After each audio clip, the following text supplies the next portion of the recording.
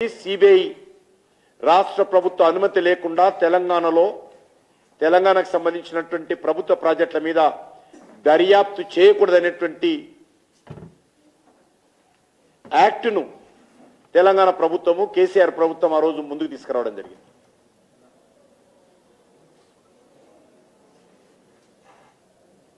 మరి ఈరోజు కాంగ్రెస్ పార్టీ ప్రభుత్వం నేను అడుగుతా ఉన్నాను, నిజంగా కాళేశ్వరం పైన ప్రాజెక్టులో జరిగినటువంటి అవినీతి పైన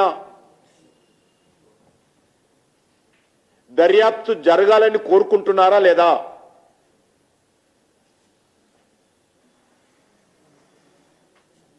దోషులకు శిక్ష పడాలని కోరుకుంటున్నారా లేదా? లేక కాంగ్రెస్ పార్టీ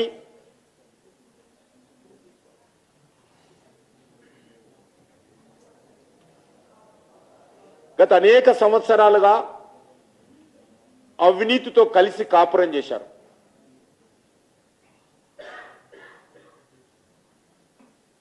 అవినీతికి కాంగ్రెస్ పార్టీకి విడుదలైనటువంటి బంధం ఉంది. స్వాతంత్రం వచ్చినప్పటి నుంచి ఇప్పటి వరకు ఈ రాష్ట్రంలో ఈ దేశంలో అధికారంలో ఉన్నప్పుడల్లా కాంగ్రెస్ పార్టీ పెద్ద ఎత్తున ప్రజాధనాన్ని దోపిడీ చేసిన విషయం మనకు తెలుసు. కాబట్టే బీఆర్ఎస్ ప్రభుత్వ హయాంలో జరిగినటువంటి అవినీతి పట్ల కాంగ్రెస్ పార్టీకి సానుభూతి ఉన్నట్లు కనిపిస్తుంది. మీరు చేసినా మేం చేసినా మన ఇద్దరం దోపిడీదారులమే.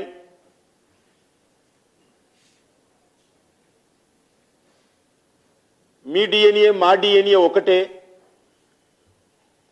మీ పార్టీ మా పార్టీ బొమ్మ బోర్సు ప్రాంతీయ పార్టీలే. కేసీఆర్ వెళ్ళింది మా పార్టీ నుంచే.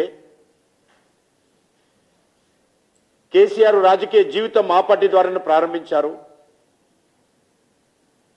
కేసీఆర్ మా పార్టీతో పొత్తు పెట్టుకొని కేంద్రంలో మంత్రి అయ్యాడు, రాష్ట్రంలో మంత్రులు అయ్యారు.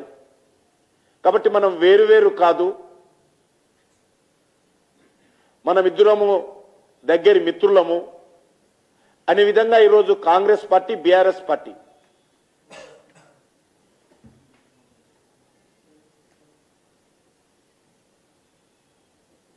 ఒక తోలుబొమ్మలాటాలు ఆడుతూ ఉన్నారు. రిటైర్డ్ జడ్జితో న్యాయ విచారణ మేము చేస్తామని చెప్పారు.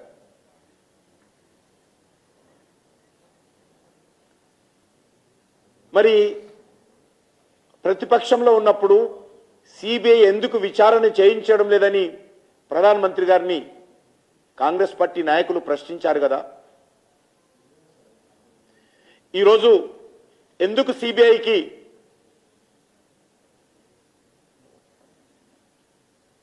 దర్యాప్తుకు అంగీకరిస్తూ కేంద్ర ప్రభుత్వానికి ఉత్తరం రాయడం లేదో ముఖ్యమంత్రి గారు చెప్పాల్సినటువంటి అవసరం ఉంది.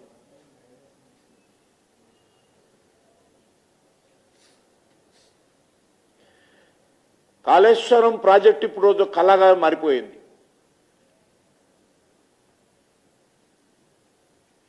మరి మంత్రులు వెళ్ళారు, పవర్ పాయింట్ ప్రజెంటేషన్స్ తీసుకున్నారు. కానీ ప్రాజెక్టు భవిష్యత్తు పట్ల ఇంకా రాష్ట్ర ప్రభుత్వానికి ఏ రకమైనటువంటి అవగాహన ఉన్నట్టు లేదు. ఏం చేయబోతున్నారో తెలియని పరిస్థితి ఉన్నది.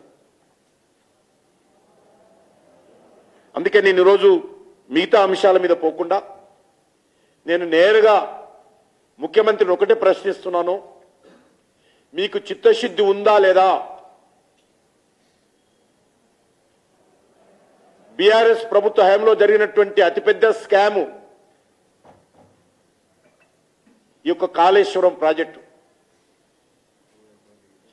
దీనిపైన సిబిఐ దర్యాప్తుకు అంగీకారమా లేదా? కేంద్రానికి ఉత్తరం రాస్తారా లేదా? దోషులను శిక్ష పడాలని కోరుకుంటున్నారా లేదా? లేక మీకు బీఆర్ఎస్ పార్టీకి మజ్లిస్ పార్టీ మధ్యవర్తిత్వం చేసి ఏమైనా అంగీకారం కుదిర్చిందా?